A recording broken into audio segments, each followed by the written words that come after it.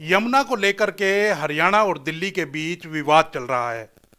दिल्ली के पूर्व मुख्यमंत्री अरविंद केजरीवाल ने बयान दिया कि हरियाणा की सरकार जो है यमुना में जहर मिला रही है और इसी वजह से जो दिल्ली वासी हैं वो इसका सामना करेंगे और कहीं ना कहीं उनको अपनी जान तक देनी पड़ सकती है। ऐसे गंभीर आरोप जो हैं वो अरविंद केजरीवाल की ओर से लगाए गए हैं।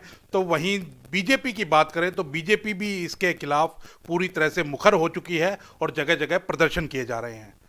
कांग्रेस का इस पर क्या कहना है? हमारे साथ कांग्रेस के थानेसर से विधायक और पूर्व में मंत्री रहे, स्पीकर रहे अशोक अरोड़ा जी हैं, उनसे बात करते हैं।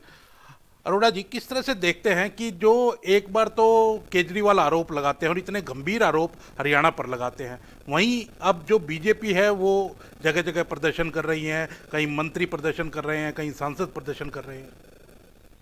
देखिए, केजरीवाल जी का जो बयान है मैं उसकी निंदा करता हूं, इसलिए क्योंकि हरियाणा प्रदेश एक एग्रीमेंट के तहत दिल्ली को पानी देता है और दिल्ली का जो पानी है वो वेस्टर्न यमुना कैनाल से दिल्ली को जाता है। और इस प्रकार के आरोप केवल चुनाव में फायदा उठाने के लिए लगाए जा रहे हैं। वो भी फायदा उठाने के लिए आरोप लगा रहे हैं और मुझे हैरानी है कि हरियाणा में इनकी सरकार है और हरियाणा में प्रदर्शन कर रहे हैं। अगर प्रदर्शन करने तो केजरीवाल के घर पे जाके करें, दिल्ली सरकार के सामने करें। तो इस प्रकार से प्रदर्शन करके और वो इस प्रकार के बयान लगाकर दोनों दिल्ली चुनाव में फायदा उठाने का प्रयास कर रहे हैं, जो कि ये ठीक नहीं है। आपको क्या लगता है कि राजनीति अब इस स्तर के ऊपर आ गई है कि मरने मारने तक की राजनीति आ गई है? तो चुनाव में इस तरह की राजनीति होनी चाहिए? राजनीति का स्तर तो लगातार गिरता जा रहा है। ये खाली इन बयानों की बात नहीं, अगर आप पिछले 5-10 सालों से देखोगे तो राजनीति का स्तर इतना तक गिरा दिया गया है और जिन जिन भाषाओं का इस्तेमाल होता है वो देख के भी हैरानी होती है कि क्या हम कहाँ खड़े हैं आज। हरियाणा के भी जो 100 दिन पूरे हुए हैं सरकार के, और कल मुख्यमंत्री ने भी 2 घंटे की प्रेस वार्ता करके पूरा बखान किया और बताया कि किस तरह के काम हमने किए हैं और आगे का क्या लक्ष्य है। कांग्रेस किस तरह से देखती है इन कामों को? किसी भी सरकार के लिए 100 दिन का समय कोई ज़्यादा नहीं होता, परंतु जो ये सरकार है 100 दिन की नहीं, 10 साल 100 दिन की सरकार है। और मुख्यमंत्री जी ने भी कल जो 2 घंटे में अपनी उपलब्धियां बताई हैं वो 100 दिन की नहीं, पूरे 10 साल 100 दिन की बताई हैं। और अगर इन 100 दिन का ही जिक्र करना करोगे तो इन 100 दिन में मैं मान के चलता हूँ कि कोई बहुत बड़ी उपलब्धि नहीं है और ना लोगों को किसी चीज़ में राहत मिली। जब किसान की मंडी में फसल आई तो उसको रेट नहीं मिला, जब यूरिया बिजाई के समय चाहिए तो यूरिया नहीं मिला, जब डीएपी की जरूरत मिली पड़ी डीएपी नहीं मिला। तो इस प्रकार से ईडीसी के रेट बढ़ाकर, कलेक्टर के रेट बढ़ाकर, बिजली पे फ्यूल सरचार्ज लगाकर लोगों के ऊपर बोझ डालने का काम किया, ना कि राहत देने का काम किया। उन्होंने कहा कि 200 संकल्प उन्होंने लिए हैं, वो 5 साल के अंदर पूरे करने हैं, लेकिन हम इतनी तेजी से चल रहे हैं कि 18 संकल्प अभी से पूरे कर चुके हैं। कोई भी पार्टी जब लोगों से वादा करके आती है और बाद में सरकार में आती है तो उनको उनके वादे पूरे करने चाहिए। अच्छी बात है कि उन्होंने किए हैं और आगे और करेंगे, परंतु बहुत चीज़ें ऐसी हैं जो फौरी करनी चाहिए थी। जैसे आपकी महिलाओं को 2100 रुपये देने की योजना थी, आज तक कहीं उनका जिक्र भी नहीं हो रहा। बजट में प्रावधान कर रहे हैं इसका। करनी चाहिए। जो जो जनता से वोट लेते समय वादा करते हैं पॉलिटिकल पार्टियां, उनको पूरा करना चाहिए। अच्छी बात है। जहां बीजेपी अपने वादे पूरे कर रही है, वहीं कांग्रेस अभी खुद से ही उलझी हुई है और खुद में ही उलझ करके कहीं ना कहीं नुकसान अभी भी उठा रही है, क्योंकि अभी तक नेता प्रतिपक्ष तक नहीं चुन पाए हैं। क्या कारण देखते हैं इसके पीछे?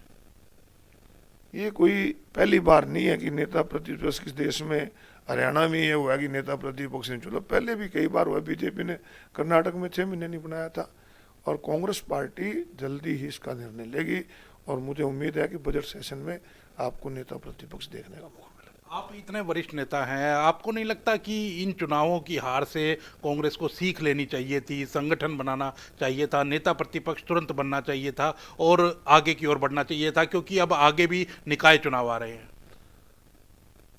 संगठन की कमी निश्चित रूप से एक कारण हो सकता है हार में, परंतु कारण और भी बहुत हैं। संगठन अगर होता तो मुझे लगता है कि इससे बेहतर रिजल्ट आने थे, परंतु क्योंकि बगैर संगठन के भी हमने लोकसभा चुनाव लड़ा तो 5 सीटें हमने हमारी आई। बीजेपी से ज़्यादा वोट लिए। विधानसभा के अंदर भी हमने 37 सीट जीती हैं, उनके बराबर वोट लिए हैं, परंतु कहीं ना कहीं कमी जो है उसको जल्दी दूर करें। सरकार भ्रष्टाचार पर बड़ा वार कर रही है। अभी पटवारियों की एक लिस्ट कहीं ना कहीं से जारी हो गई, हालांकि मुख्यमंत्री कह रहे हैं कि हम चेक करवाएंगे कि कहाँ कैसे ये लीक हो गई। उसके बाद कह रहे हैं कि अभी तहसीलदार, नायब तहसीलदार, डीआरओ या जो भी अधिकारी हैं, भ्रष्ट अधिकारी हैं, उनकी लिस्ट तैयार कर रखी है सरकार ने। आप कैसे देखते हैं? भ्रष्टाचार पे नकेल डाली जानी चाहिए, अच्छी बात है, परंतु मुझे हैरानी होती है कि सरकार की तरफ से लिस्ट जारी होती है और मुख्यमंत्री कहते हैं कि मुझे पता ही नहीं कहाँ से आ गई।